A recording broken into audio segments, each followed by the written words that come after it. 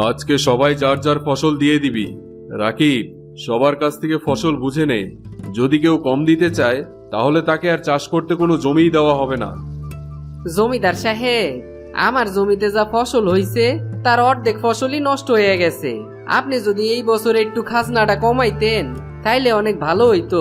আমার তো সব ফসল নষ্টই হয়ে গেছে। এবছর জমিতে যার ফসল হয়নি সে আর কখনোই জমিতে ফসল ফলাতে পারবে না। আমি তাদের কাছ থেকে সব জমি কেড়ে নেব। আমি এখন আর কারো কথাই শুনবো না। জমিদার সাহেব, এই বছর সবাইরে একটু ক্ষমা কইরা দেন। এই বছর কারো ফসলই ভালো হয় নাই।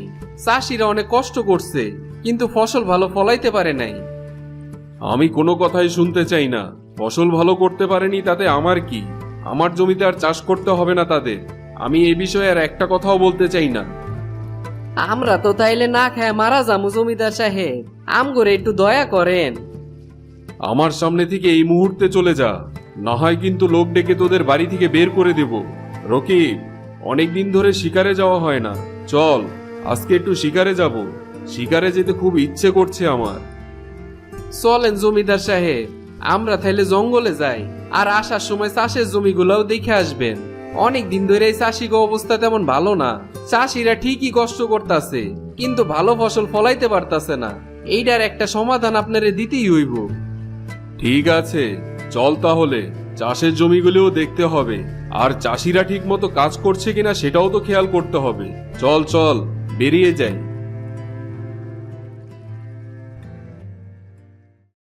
তারপর জমিদার এবং রাকিব শিকারের খোঁজে জঙ্গলে যায় এবং গভীর জঙ্গলের রাস্তা দিয়ে হাঁটতে থাকে।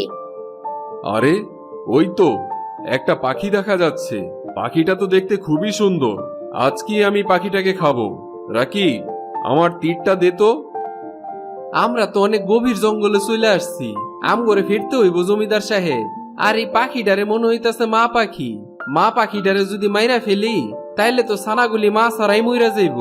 চলেন, আইজ না হয় আমরা বাড়িতেই ফিরা যাই। আজকার পাখি না হয় নাই মারলাম। তোর সাহস তো কম না, তুই আমার মুখের উপর কথা বলিস। আজকে আমি যেভাবেই হোক শিকার করে তবেই বাড়ি ফিরবো। তুই আমাকে বলার কে? আমার ভুল হয়ে গেছে জমিদার সাহেব, তবে পাখিগুলিরে দেখে মায়া হইতাছে। তাদেরকে না মারলে মনে হয় ভালোই হইতো। কিন্তু জমিদার রাকিবের কোনো কথাই শোনে না। না শুনে পাখির গায়ে তীরের আঘাত করে, সাথে সাথে পাখিটি মাটিতে পড়ে যায়। এই তো পেরেছি। তবে এই পাখিটাকে দেখে তো আর খেতে ইচ্ছে করছে না। মনে হচ্ছে পাখিটা মারা যাবে। আমাকে মেরো না, আমার ছানাগুলো আমার জন্য খুব কান্না করবে। আমাকে দয়া করে বাঁচতে দাও, আমার শরীর থেকে তীরটা খুলে নাও। হা হা হা, তুই মরবি তাতে আমাদের কি? তোকে আমরা বাঁচাতে যাব কেন? রাকিব, চল চাষের জমিগুলি দেখে আসি। আজ তো ভালো কিছু পেলামই না, কাল আবার আসবো। জমিদার সাহেব, কাজটা তো আপনি ঠিক করলেন না। পাখিটারে শুধু শুধুই আঘাত করলেন। আমি বরং এই পাখিটা শরীরের তীরটা খুইলা নেই, তাইলে মনে হয় পাখিটা সুস্থ হয়ে যাইতে পারে। তোকে কিছুই করতে হবে না। তোকে কি আমি টাকা দিয়ে শুধু শুধু রাখি? বেশি কথা যদি বলিস তাহলে আজই তোকে কাজ থেকে বের করে দেব। চল এখন আমার সাথে, আর কখনোই এরকম কথা বলবি না। তোমরা আমার সাথে কাজটা ঠিক করলে না। তোমরা আজ আমার সাথে যা করলে তার ফল তোমাদের পেতেই হবে। তোমরা কখনোই বাঁচতে পারবে না। এই কথা বলে পাখিটা মরে সেখানেই পড়ে থাকে। তারপর জমিদার সাহেব পাখিটার দিকে আর না তাকিয়েই বাড়ি চলে আসে। বাড়ি ফিরে জমিদার সাহেব বলে, তোকে আর আমি কাজে রাখবো না। তুই যেখানে খুশি সেখানে চলে যেতে পারিস। তোর মতো কাজের লোক আমার লাগবে না। আমার মুখে মুখে তর্ক করিস? এত বড় সাহস তোকে কে দিয়েছে? আমার সাথে এমন করবেন না জমিদার সাহেব। আমার পরিবারটা একদম শেষ হয়ে যাইব। এই কাজ করে আমার সংসার চলে। দয়া করে আমার লগে এমন করবেন না। আমি তোর কোনো কথাই শুনতে চাই না। এখনই আমার সামনে থেকে চলে যা, আর কখনোই এই জমিদার বাড়িতে তোকে যেন না দেখি। তারপর রাকিব মন খারাপ করে বাড়ি চলে যায়। বউ, কই গেলা? বাইরে আসো। এখন যে সংসারটা কি করে চালামু আমি কিছুই বুঝতে পারতাছি না। জমিদার সাহেব আমারে কাজের তে বাইর করে দিছে, এখন আমি কি করমু? তুমি কোনো চিন্তা করো না, একটা কিছুর ব্যবস্থা হবে। জমিদার কেন তোমাকে কাজ থেকে বের করে দিল? সে অনেক ঘটনা। এখন আমার অনেক খিদা পাইছে, আমার একটু খাইতে দাও তো। আর এই গ্রামে তো আমি আর কোনো কাজও করতে পারবো না। জমিদার সাহেব তো আমার এই গ্রামে কোনো কাজই করতে দিব না। এইসব ব্যাপার নিয়ে এত ভেঙে পড়া ঠিক না। ঘরে চলো, খাবার দিছি। জমিদার সব সময় মানুষের সাথে খারাপ ব্যবহার করে, তিনি কখনোই মানুষকে একটু সম্মান দিতে জানে না। আমি একটু জঙ্গলে যাই, দেখি পাখিটা এখনো পইরা আছে কিনা, আশেপাশের যে কি হইতাছে। জমিদার সাহেব কাজটা আসলেই ঠিক করে নাই। এই বলে রাকিব জঙ্গলে যায় এবং গিয়ে দেখে পাখিটি সেখানেই পড়ে আছে। আরে, এই পাখিটা তো এখানে মইরাই গেছে, ও এখনো এখানে পইরা আছে। আশেপাশে তো কোনো পাখিও দেখতে পাইতাছি না। ঠিক তখন সেখানে একটি ছানা পাখি আসে। মা, তোমার কি হয়েছে? তুমি এখানে পড়ে আছো কেন মা? ও মা, চলো আমার সাথে চলো। মা, তুমি কথা বলছো না কেন? ও মা, তোমার কি হলো মা? এই পাখিটা কি কইতাছে আমি তো কিছুই বুঝতে পারতাছি না। সত্যি এসব দেখলে খুব খারাপই লাগে। এখন আর কি করমু? দেহি যাই, গ্রামের কি অবস্থা একটু দেখে আসি। তারপর রাকিব গ্রামের পথে হাঁটতে শুরু করে। জমিদার সাহেবের লেগে গ্রামের কারোই শান্তি নাই। তিনি সব সময় সবার সাথে অন্যায় করতেছে, এমনকি পাখিটারেও ছাড়লো না। পাখিটা জমিদার সাহেবরে অনেক অভিশাপ দিছে মনে হয়। সারাদিন তো অনেক ঘোরাঘুরি হইল, এখন বরং বাড়িতে যাই। তবে মনে হইতাছে আমার দ্বারা কোনো কাজই করা সম্ভব হইব না। তারপর সন্ধ্যায় রাকিব বাড়ি ফেরে। পরের দিন সকালে আমি আজকে একটু জমিদারের কাছে যাই, যদি কাজটা সে ফিরাইয়া দেয় তাইলে তো অনেক ভালোই হইব। তাছাড়া তো আমার আর কিছুই করার নাই। আমার তো চাষ করার মতো কোনো জমিও নাই যে চাষবাস করে সংসার চালামু। ঠিক আছে, গিয়া দেখো, যদি উনি তোমার প্রতি একটু দয়া করে তাহলে তো ভালোই হবে, কিন্তু মনে হয় না উনি তোমাকে আবার কাজটা ফিরিয়ে দেবেন। তারপর রাকিব জমিদারের বাড়ি যায় এবং জমিদারকে গিয়ে বলে, জমিদার সাহেব, দয়া করে আমারে কাজটা ফিরাইয়া দেন। আমি আপনার কাছে সারা জীবন কৃতজ্ঞ থাকমু। এখন এই মুহূর্তে কেউই আমারে কাজ দিতাছে না, আর আমিও কোনো কাজও খুঁজা পাইতাছি না। আমি বলেছি না তুই আর কখনো আমার সামনেই আসবি না? আমার কথা কি শুনতে পাস না? ঠিক আছে, তবে আমি তোকে কাজটা ফিরিয়ে দিতে পারি, যদি তুই আর এর পরবর্তীতে আমার মুখের উপর কোনো কথা না বলিস। ঠিক আছে জমিদার সাহেব, আমি আর কখনোই আপনার মুখের উপর কথা বলবো না। দয়া করে আমারে ক্ষমা করে দেন। ঠিক আছে ঠিক আছে, এত করে যখন বলছিস তোকে কাজটা ফিরিয়ে দিলাম, তবে ভবিষ্যতে আর যদি কখনো আমার মুখের উপর কথা বলিস তখন কিন্তু তোকে গ্রাম ছাড়া করে ছাড়বো।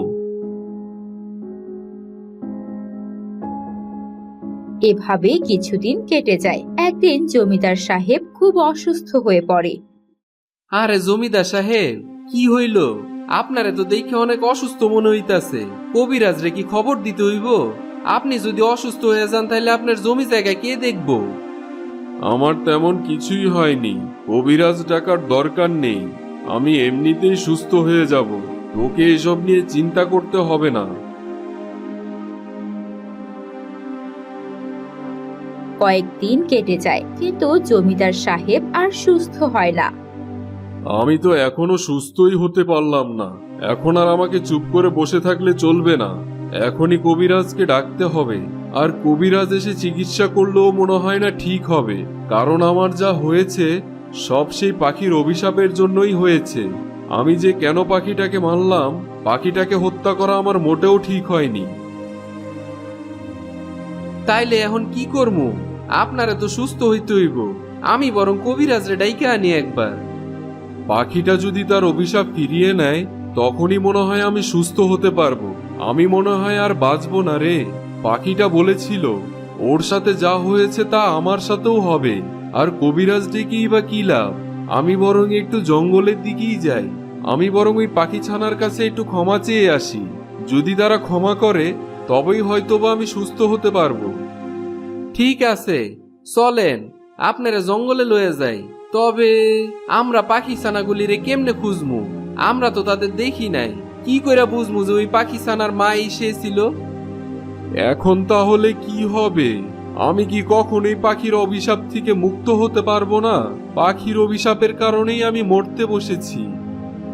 আমি তাইলে এখন আসি জমিদার সাহেব। তবে আপনি কোনো চিন্তা কইরেন না, আপনি তো আপনার ভুল বুঝতে পারছেন, এতেই নিশ্চয়ই আপনি সুস্থ হয়ে যাবেন। ঠিক তখন জমিদারের সামনে একটা পাখির ছানা এসে হাজির হয়। আপনি অনেক বড় অন্যায় করেছেন। আমার মা আপনার কি ক্ষতি করেছিল? কেন আপনি আমার মাকে মেরে ফেলেছেন? একটা পাখি ছানার কথা আমি কিভাবে বুঝতে পারছি? সেদিন তো সেই পাখির কথা আমি বুঝতে পারিনি। এই পাখি কি করে কথা বলতে পারে? আজ আপনি আপনার ভুল বুঝতে পেরেছেন, তাই আমার কথা শুনতে পাচ্ছেন। আমরা কোনো সাধারণ পাখি না, আপনাকে আপনার ভুলের শাস্তি পেতেই হবে। আর এর একমাত্র শাস্তি, আপনি আপনার সবকিছু হারাবেন। আপনি যেমন আমার মায়ের কাছ থেকে আমাকে আলাদা করেছেন, ঠিক তেমন আমি আপনার কাছ থেকে সবকিছু কেড়ে নেব। তারপর আপনি সুস্থতা ফিরে পাবেন।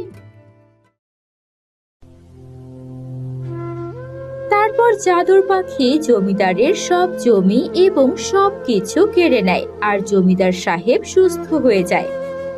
আমার এত বড় একটা বাড়ি রেখে এখন আমাকে এই ভাঙা বাড়িতে থাকতে হচ্ছে। কেন যে সেদিন পাখিটাকে মারতে গেলাম? তা না হলে তো আজকে আমার এই দিন দেখতে হতো না। ঠিক বলছেন, অন্যায়ের শাস্তি পাওয়া উচিত। অন্যায় কইরা কেউ কোনোদিনই ভালো থাকতে পারে না, একদিন না একদিন তার শাস্তি পাইতেই হয়। এখন থেকে আমি আর কখনোই কারো সাথে খারাপ আচরণ করব না। পশু পাখি এবং মানুষ সবাইকে ভালোবাসবো, আর কারো সাথেই এমন অন্যায় করব না। এখন থেকে সব সময় ভালো হইয়া থাকবেন, তাইলেই তো আর কখনো শাস্তি পাইতে হইব না।